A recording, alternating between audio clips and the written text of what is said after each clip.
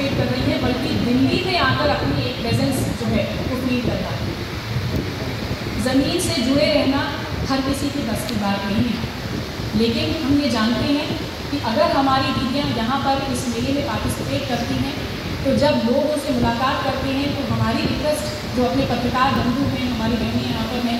आप सबसे यही रिक्वेस्ट होगी कि आप केवल उसे सामान खरीदने या फिर कुछ इंडिया फूड कोर्ट में एंजॉय करने के नज़रिए से ज़रूर आइए, वो ज़रूर करिए, बट साथ ही साथ एक मैसेज लेकर जाइए। और वो मैसेज ये है कि हमें ये पता चले कि न केवल ग्रामीण विकास मंत्रालय बल्कि जो राज्य के भी जो ग्रामीण आजीविका मिशन है और हमारी दीदियाँ जो बिल्कुल फोर्थ फ्रंट पे हैं विमेन एम्पावरमेंट की, हम ये कहते हैं कि जो वो क्या कार्य कर रही है वो एक इंस्पिरेशनल स्टोरीज आप लेकर करें। जो मेकिंग ऑफ लखपति दीदीज का जो हमारा टैगलाइन है, इसका एक छोटा सा पार्ट और होता है जो हम हमेशा रखते हैं, जो है experience the journey of making of लखपति दीदीज।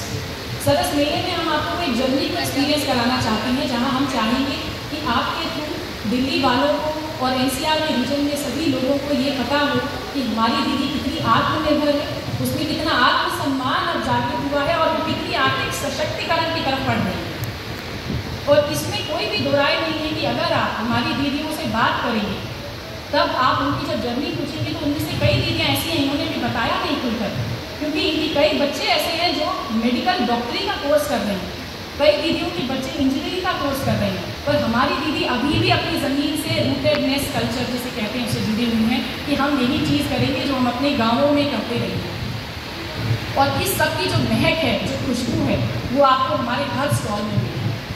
क्योंकि जब हम हैंडीक्राफ्ट और हैंडलूम्स की बात करते हैं, हम बहुत बड़े मेले नहीं लगाते हैं, हम हमेशा छोटा करने की कोशिश करते हैं जिससे छोटी जगह पे हमारी दीदियों का ज़्यादा आकर्षण हो, लोग ज़्यादा से ज़्यादा उनसे इंटरेक्ट कर पाएँ और उनकी स्टोरीज़ को आगे सब जगह पर फैला पाएँ। जब इंडिया फूड कोर्ट जाएंगे तो उसमें खासियत मिलेगी आपको,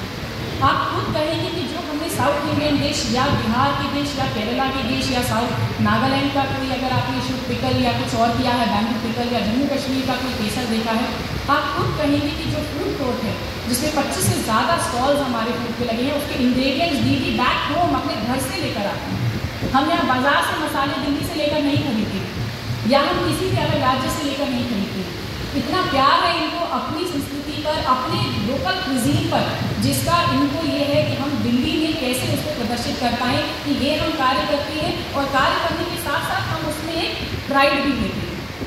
हम बहुत गर्व के साथ कहते हैं कि हम इन क्षेत्रों से आए हैं, इसीलिए जब भी आप किसी दीदी से बात करेंगे, आज हमारी प्रेस कॉन्फ्रेंस है, आगे आने वाले दिनों में आप जरूर कीजिएगा, वो सबसे पहले अपने नाम के साथ साथ अपनी एसएचजी का नाम बता दें।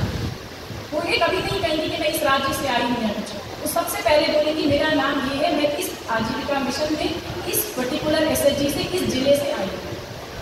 क्योंकि वो जो कनेक्ट है उनका अपने सेल्फ हेल्प ग्रुप के साथ और इस पूरे सिस्टम के साथ जो SRLM से हम कहते हैं इंग्लिश में और NRLM इंग्लिश में, उनके साथ बहुत स्ट्रॉन्ग कनेक्ट है। और उस सम में जहाँ हमारी दीदी हमारा फ्रंट फेस है, क्योंकि उनकी सक्सेस हमारी सक्सेस है, हम जो भी कर रहे हैं उनके लिए कर रहे हैं, तो जब ये फ्रंट फेस है उसमें ग्रामीण आजीविका मिशन पूरी तरीके से उनके साथ हमेशा खड़ा होता है, स्टेट्स की जो आजीविका मिशन है उनके साथ खड़ा होता है, जो यूटीज़ की जो आजीविका मिशन है वो उनके साथ मिशन की बहुत खड़ी होती है।